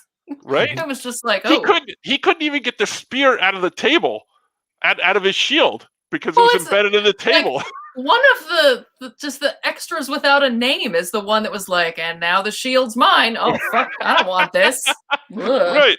You can have this piece of crap back. Right. Give it back to him. Oh, you're right. Ew, here. We don't need this. Right? And I think that is the moment where Captain America can say, I just got taken out by a person whose name I don't know. Right, but I mean that was that line. That was that like she's gonna be listed as extra number 4 in the credits. But that was that line. Like they didn't even have super serum. They just kicked my ass, and they were normal people. Don't you hate when you have like 60,000 Copic markers and you can't find the one that you want? Oh, see, I have mine nice and neatly organized. Okay, stop rubbing it in, please. But it's over there, so you can't see it. I have all mine in a bin, and I don't know where any of them are. Why would you do we that? don't know if this is true, but Andy Price has said, I timed Katie at a show over about an hour, and she averages 2.5 to 3 minutes per sketch. I will tell you that Katie is probably the third fastest illustrator at conventions that I've seen. There is number 3 is Katie, number 2 is Art Baltazar, and number 1 is Sergio. Sergio. I did. God, it was so long ago. It was years ago. I did the quick draw at San Diego Comic-Con against Sergio. Mm-hmm. And 1, I was still a newbie at the time. But 2, it was like, this dude just wiped the floor with me. What the hell? Mm-hmm. It's like, oh no. And he's an idol of mine. Yeah. But it was like, oh man. Well, of all of ours, I don't know. And even if you don't like his artwork, which why? Who doesn't like his Right. artwork? But even if you don't like his artwork, you meet the man. He is the sweetest, kindest man in the world. Oh yeah. And Art tells this great story of we went to this party and he wanted to draw in the book, like everybody signs the book and draws in it and stuff like that. And he wanted to draw with Sergio, and they started drawing, and Art's like, yeah, I'm gonna go up against him, and not go up against him, but like I get to draw with him, and Sergio stopped in the middle of his drawing to wait for Art to catch up to him. Aww. And and if you know Art, he draws like in seconds flat. So that's great. Yeah. See, mine is when I was first kind of starting out, I met Sergio at Motor City, actually, which is where I met you and Art. But Sergio was looking at all of my work, and I had both my really cartoony stuff and then my stuff that was a little bit more involved and realistic and whatnot. And he shoved all of that stuff off to the side and looked at my really cartoony stuff, and he was like, this is what you do. Right. This. You don't need that. This is what you do. Mm-hmm. And was like, okay. But see, that's from a master right there. That's from a master, and you're like, yep. Okay. Well, I think it was the first time I met Art was at Motor City, and I think I was just out of college. Oh my God, it was so long ago that I met you guys. Yeah. Thanks. And thanks I had a portfolio. Making me feel old. I know. But it's I had a portfolio with me, and I was just going around showing it to people.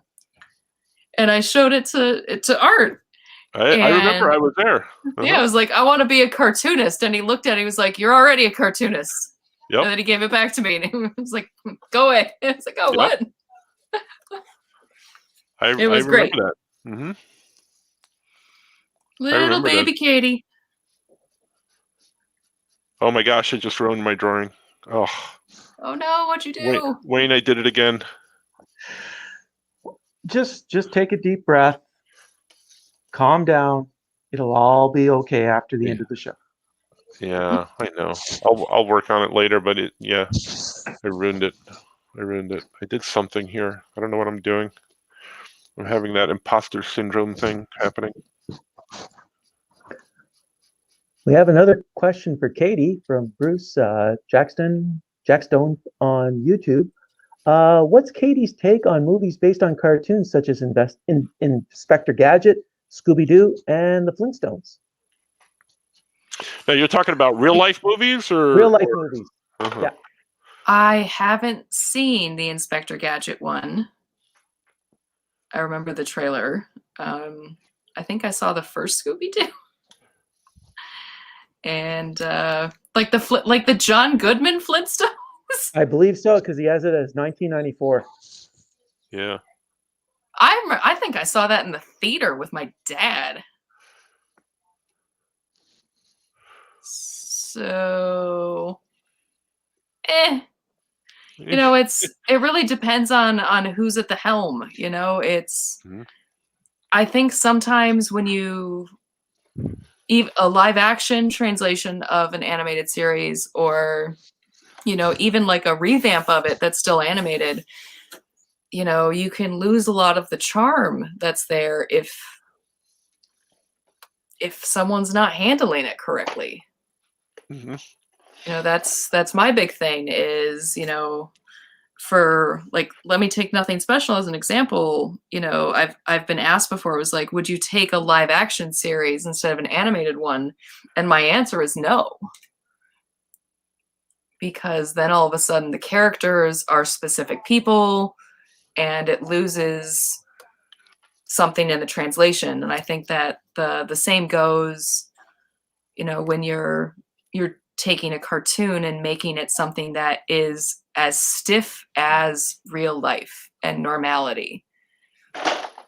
And, there's an awkwardness, like, oh my God, I had to watch one of the Chipmunk live action movies with my kids, and like watching that fakey interaction between real person and animated character it's like the only time it's been done right is Who Framed Roger Rabbit, and yeah, I was everyone just is gonna still ask you. trying to catch up.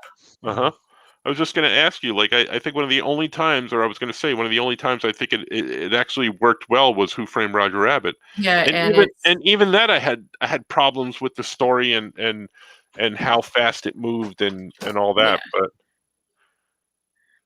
so we'll see. I will say I am looking forward to Space Jam 2. well, how much did you like Space Jam 1? I mean, I kind of remember it. Okay, on the Jupiter ascending chart of excellent. It's going to become a 4-letter word for me. I mean, I wouldn't put it on Jupiter ascending. I just think that Michael Jordan shouldn't be an actor. But for me, I need some escapism right now. And if it's going to be a bunch of Looney Tunes playing basketball and they have Clockwork Orange characters in the background, let's just let it ride. We were talking about it on the Oh Yeah podcast.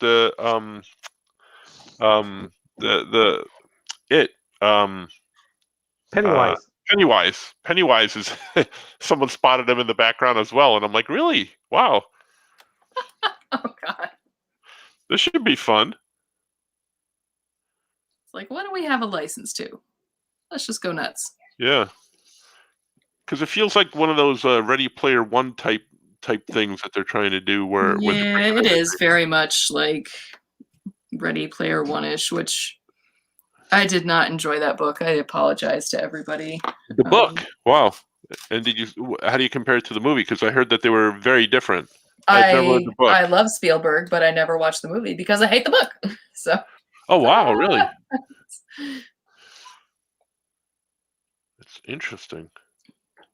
Because the movie's never going to be as good as the book. So if the book is already like, let me dig a shovel and lower the bar, it's like, I love pop culture references and stuff like that. But even I found it to be. Now, were all the pop culture references in the book as well? Or oh yeah. Oh, they were. They're all over the book. Wow. But I don't think that your story should be relied upon for everybody to know all those references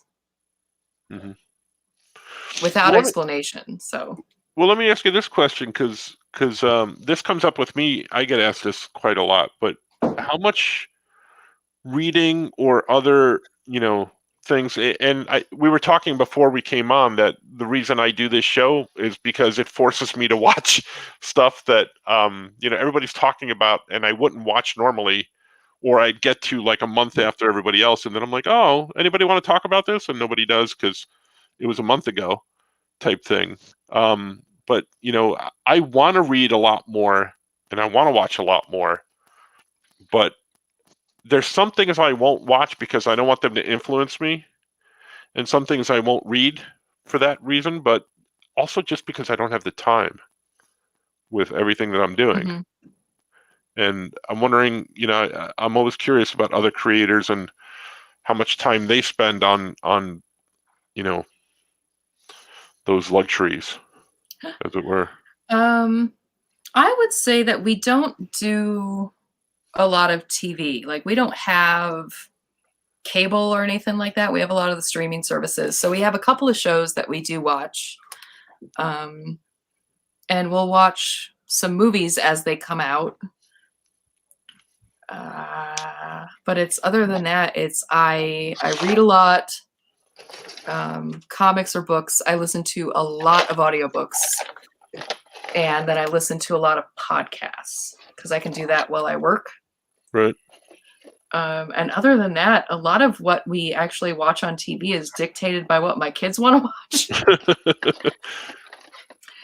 watch. Because they just went back to in-person learning. So for a while, it was whatever the 7-year-old and the 10-year-old want to watch because they're stuck at home all day.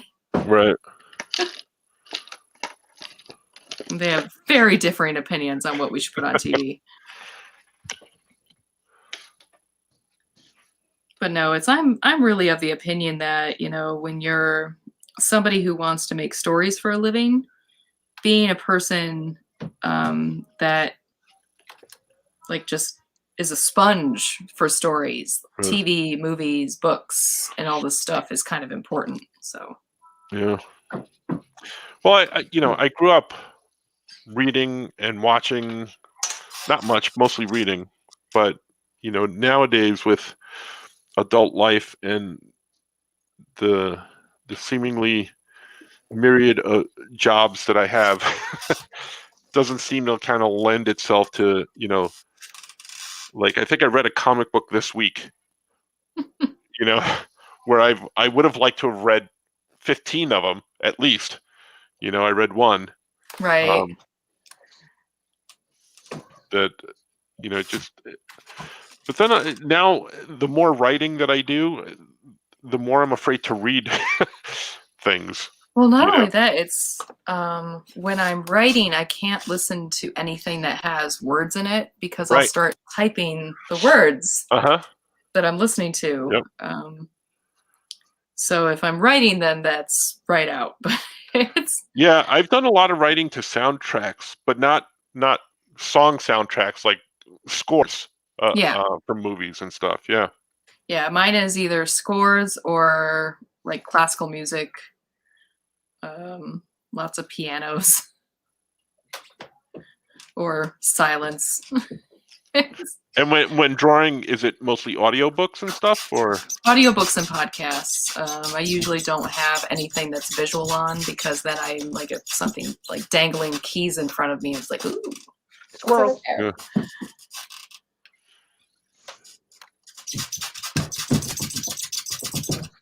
I think my kids are playing Wii Fit. I was going to say, is that you?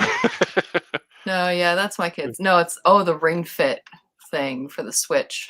That's what they're doing. Their playroom is right above where my computer is. There you go.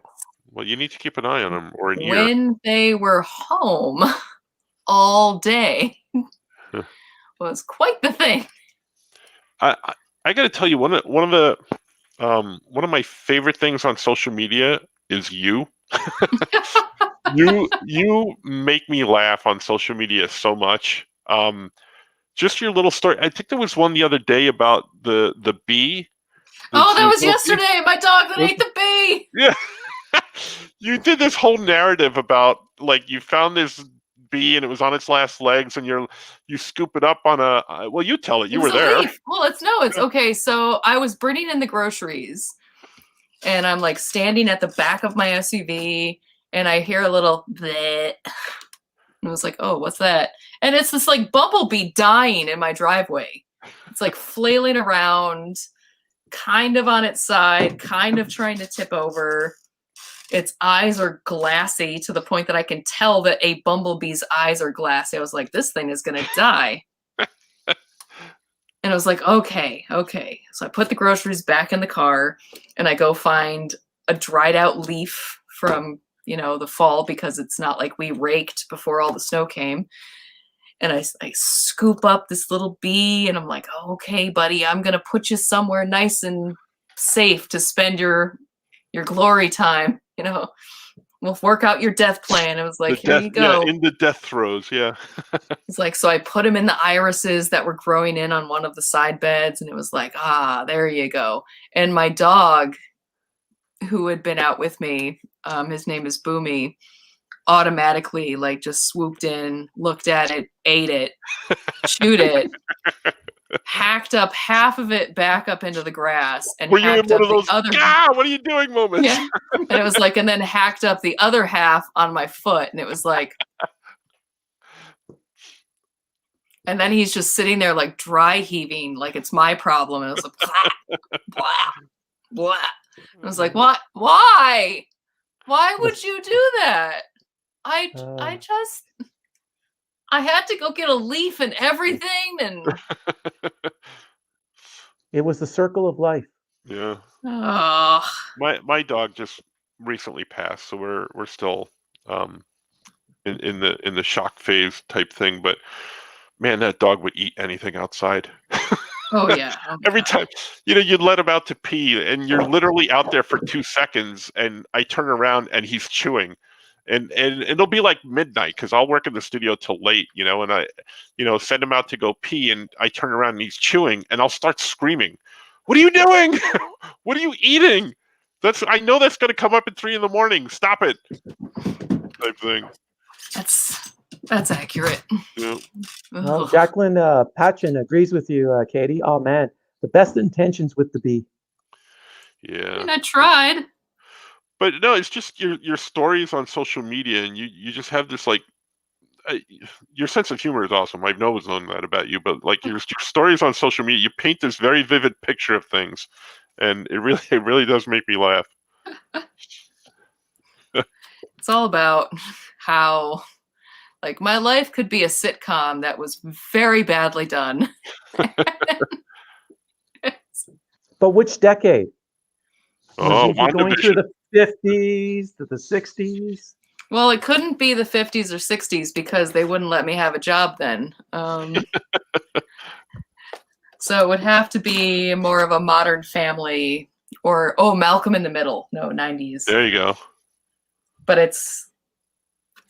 okay, so sitcoms have painted being a cartoonist in a very weird light because the only thing I can really think of is Caroline in the City, where she had this beautiful loft apartment in New York.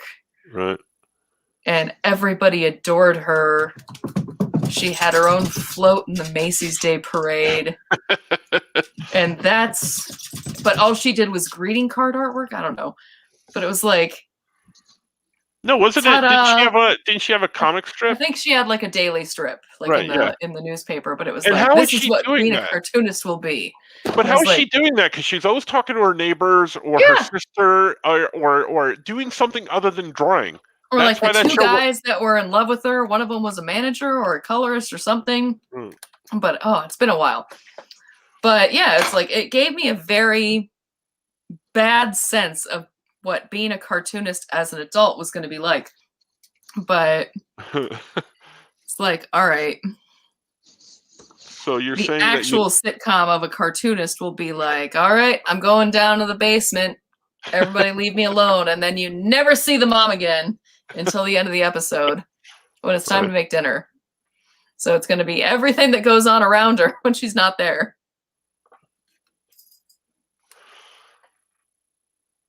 Funny. Yeah. Yeah, you do. You paint a very vivid picture online, and you're just a very funny person in general. I appreciate that. But there we go. This is what I was thinking of when you were thinking of TV shows with a cartoonist. Bob Newhart's show, Bob. Bob, yep. Oh, right. You see, but that shows all our age, because I was thinking Too Close for Comfort. Because Cosmic Cow, he had Cosmic Cow. That's right. He was a cartoonist. Oh boy. And none of those lives actually resembled an artist's life. All right. What else we got? Anything else on last minute thoughts on Winter Soldier, Falcon Winter Soldier at all? People sort of say, yeah, Zola did juice up Bucky, so he was on the roids. Yep. With the super soldier. Andrew Clark said, I once called Sergio a comic artist, and he straight up yelled at me and said he was a cartoonist, not a comic artist. That's right. Chaikin will say the same thing. I know that. Because he said that definitely at a panel.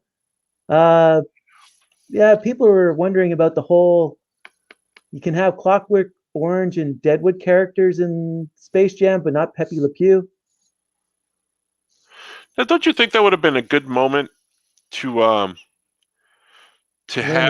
have like him be, a character in that turns over a new leaf, is shown the error of his ways. I think that it was basically just avoiding the whole situation of being like, oh my God, if we put him in here, people are going to complain that he's reformed. People are going to complain that we ruined him.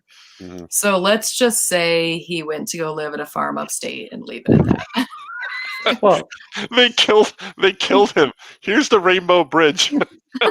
Oh my gosh. well, Franco and I were talking about this before the show. I was saying, like, it doesn't matter what you do, there'll always be somebody now that'll complain about it. Oh Right. yeah, 100%. Yeah, Like, there's nothing. As soon as we're done with the show, I'm going to go online and complain about Katie. So, there's that. You won't be the first person. It'll be. You won't be the first person today to complain about me.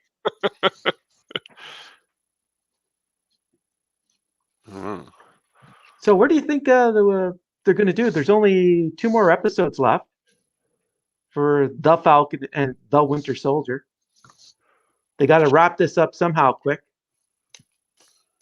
Yeah, I'm thinking that I have no idea, and I like that. I like that I have no idea. It's going to be like WandaVision, where we don't know what's the last few episodes are, and hopefully it'll be wrapped up with a nice little bow. And yeah. Well, there's going to be a big fight between Bucky and John for the shield. I think so. Or you don't think it'll be? You think Bucky? Because one of them is going to have to wind up with the shield. It's not going to stay with John Walker. Yeah. So do you think it's going to be Bucky, or do you think it's going to be Falcon? I don't think Falcon could be able to go toe to toe with the Super Soldier. But I think he might, or they might have him go in that direction, because I would think that the argument there would be that Bucky would realize that this is who Steve picked. Oh no, he'll give the shield to Sam. But I think it's going to have to be Bucky that takes the shield away. Oh yeah. Because Bucky, I think, will get more. It'll be more traumatic for the fact that John used the shield to kill somebody in such a brutal way. Right. I think his connection with Steve, even though they try to portray it, his connection with Steve is a lot stronger than Sam's. Yeah, I would agree with that. Because they grew up together. Yeah, but his whole thing is that Steve believed in me. I'm going to disagree with you guys, because I'm going to think that Bucky has to come to the realization that, because he alluded to it earlier in earlier episodes, where he's not good enough. If you're not good enough, then I'm not good enough. Bucky has to come to the realization that yes, he is good enough to be just who he is, and I think that Falcon's going to wind up with the shield, and he's going to realize. I agree with you. Falcon's going to end up with the shield. But my difference is that Falcon is the one that takes the shield from Walker, not Bucky. All right. That's where I was getting to. Okay. That's what I'm thinking anyway. And still would like to see Dr. Faustus at some point come back, be like the head of the psychiatry department. I don't know. There's lots of different directions it can go in. I've been surprised pleasantly by what they've done, and I've liked it. I'm looking forward to the Loki series, because I love how each one of these series is vastly different in storytelling. Like this one's all action. WandaVision was like a mystery type thing. Loki is like this time traveling thing. I like that. I like what they've been doing. Yeah, no, the Feige is doing a great job with curating the whole Marvel universe, both in cinematic approach and the television. Yeah, I'm liking. I'm not complaining. Now, if it was DC, Katie would be upset, but the palette would be a lot darker. I will admit, I have not watched any of the DC TV shows. I've liked them. They're Doom Patrol was quirky enough. And I like the Titans. I like Stargirl a lot. And I'm loving that. I have only seen 2 episodes. I need to catch up on the rest. See, hence the name, Catching Up. But I've only seen 2 episodes of the Superman Lois, which I've liked a lot, actually. Katie, if you really want like happy, it'd be more or less sunshiny approach to a DC character. Stargirl is amazing. Okay. I would agree with that. Yeah. Yeah, it's similar approach to Shazam, Captain Marvel. Oh, she's out in again. trying to in trying to portray like the characters. See, I think I've probably seen it come up on Hulu, and then I was like, I don't know. They just finally added the last season of Top Chef to Hulu, so I think I'm gonna do that instead. Well, I was telling Franco up here with in Canada with Disney Plus, we get Stars with Disney Plus now, and I was able to see Hellstrom, Okay. and I liked it, even though it's not going to come back for season 2. It's an interesting take on Damien and Satana.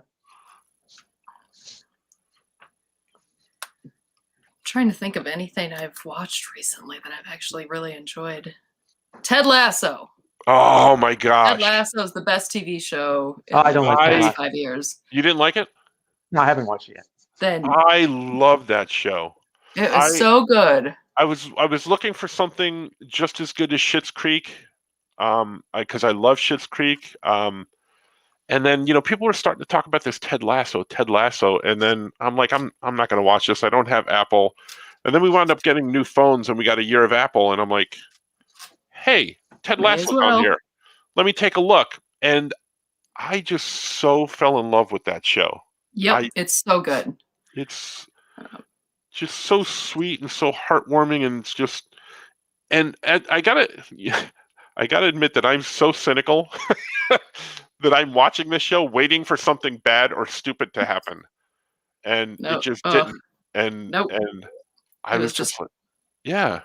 Everyone was just lovely all the way through, which is like, yay! I loved it so much. I can't wait for it to come back. And and then also one of my favorites is What We Do in the Shadows. Oh my God, I love What We Do in the Shadows. I love that show. I promised Christina Blanche that I would have her on when What We Do in the Shadows comes back. The energy vampire Colin is my favorite. It's just, he's perfect. Mwah. Yeah. I don't know. The puppet Nadia is pretty funny. That one's great. We were just discussing on social media. I had asked everybody to help me pick my new favorite coffee mug because a couple of mine recently broke. And one of them was all of the characters from What We Do in the Shadows, but the other one was the bar, the Jackie Daytona. Yep. And it was just like, it's so stupid and so subtle. And I want it so much because it was like just the toothpick. I'm just like, now I'm a normal man. The disguise works. Love it. And honestly, I didn't know that was Mark Hamill at first. No? No, like it took me like, about half the episode, and I'm like, wait a minute. I know who that is. Oh my God, him with that fish is the hardest I've laughed at a TV show in a long time. Like, oh, it's so good. All right, any last comments, or anybody asking Katie any last questions or anything? No last questions. Andy Price says it better be Falcon that gets the shield. Andrew Clark says Smallville is his favorite DC show. And Andy just wanted to know, Katie, what are you drinking? I am drinking a Sauvignon Blanc. Oh, so delightful. It's all very fancy. I don't do the wines. All wines to me taste like vinegar. Is that a thing? That's just not doing it right. Yeah. It's just never been a thing for me. Any wine I taste, it just, to me, has that vinegary. I don't know. I can't do it. I can do other alcohol. I have done other alcohol. I am a drunk person. Yes. I have. I'm currently building a retaining wall in our in our yard, like working on it. And, because we've got a nice lot, it's over an acre, and we back up to lots of trees, and, it's all very fun. But I want to build this kind of weird retaining wall, and I've been saving like all of our pandemic wine bottles for it. So it just means we look terrible.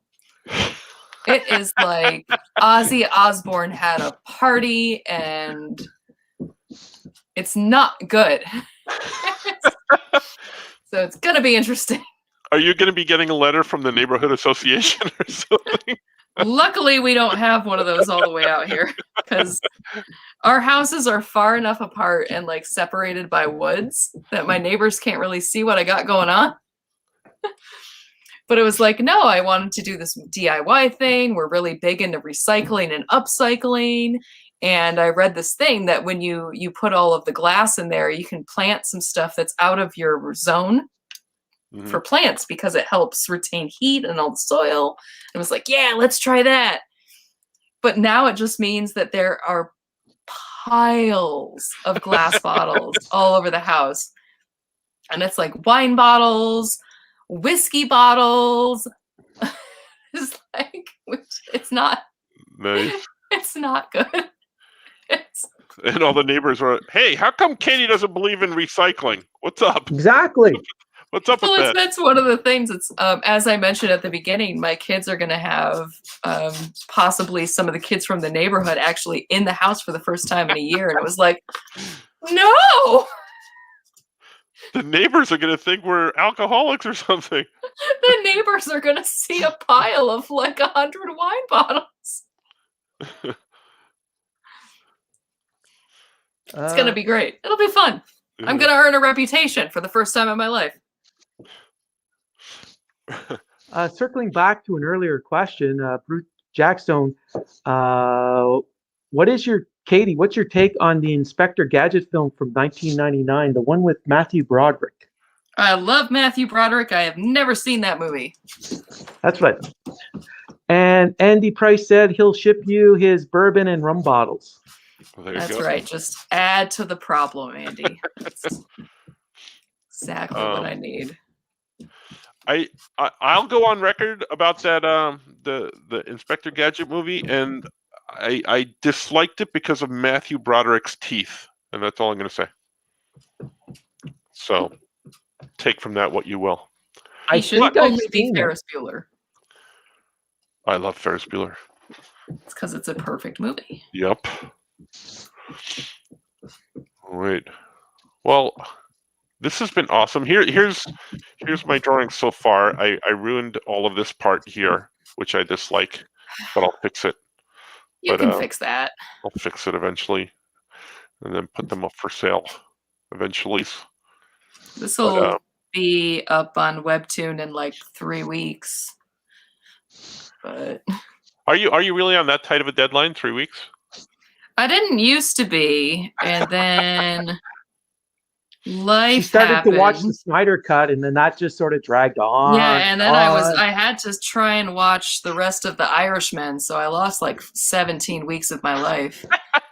And then you watched the trilogy of Lord of the Rings again, and that took out. And then it was like it. Then the extended cut. You'll love this, Franco, because it turns out when you have to homeschool your children, being a teacher is hard.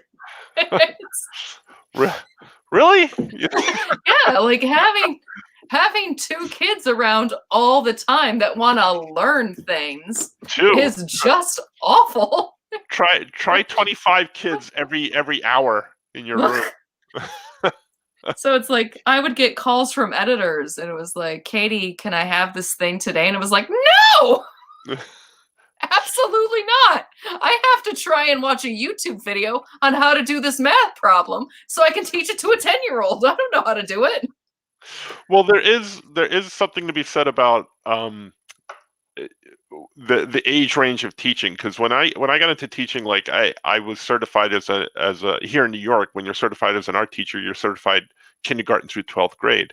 So you have to do your student, your cooperating teaching. That's, when you teach with another teacher at first, before you get certified, you have to do both elementary and then secondary. So my first assignment was elementary, and I came home and my wife was like, well, how was your first day? And I'm like, I'm never going to be a teacher. It was gross, and there were snots, and they hug you, and no, I'm never going to be a teacher. And then when I got to high school, I was like, wait, you could tell these kids to sit down and shut up and they'll do their work type thing, and they won't hug you with gross boogers. Before, my mom later went into administration, but my mom was a middle school teacher and then a middle school vice principal for years outside of Detroit. And so I would just call my mom and I'm like, Mom, what do I do? What do I do? And she's just like, sucks to be you. And I was like, that's not helpful. Yep. But anyway, this has been fun. It was great catching up with you. And Thanks fun for having talking me about on. Oh, sorry for my rage against Jupiter ascending. It's no, please do not be sorry about that at all, because we will revisit that at some point. Wayne and I are going to sit down and watch Jupiter ascending, and then we are going to call you up and you will be back on. You have to give me some warning, and I will make sure that I have rewatched it. I'll tell I you won't what. enjoy it. I'll tell you what. Not only will we have you back on, but we'll drunk draw as we're talking about it. So we'll have Ryan here to like get me out of my chair. Be perfect. Awesome. Well, thank you for coming on. You can find all of Katie's stuff at katiecandraw.com. Yep. And all of her social medias are Katie Can Draw. Yep. And you have your Webtoons book, which is nothing special. And what else do you have coming up that you can tell people about? I have some Star Wars issues from IDW coming out. The trade for the 3 Avengers issues from IDW is coming out soon. I just had the Star Wars Galactic Storybook, which is like 90 new Star Wars illustrations come out. I have Star Wars Monsters, Ooze, and Slime coming out, I think next month or so, which is all the grossest Star Wars facts in the galactic universe, which I got to write and draw. And then, yeah, just other than that, the things I can talk about. Yeah. Very cool. Always busy, always looking forward to what you have, and especially looking forward to what you put up on social media next. All right. All right, stick around for after the credits, but everybody else, thank you. And next week, I believe we will have Mark Mariano, my friend Mark Mariano, on, and we're going to be talking about WrestleMania, which is this weekend. So, yeah, we'll talk about it. Thanks, everybody. See you later.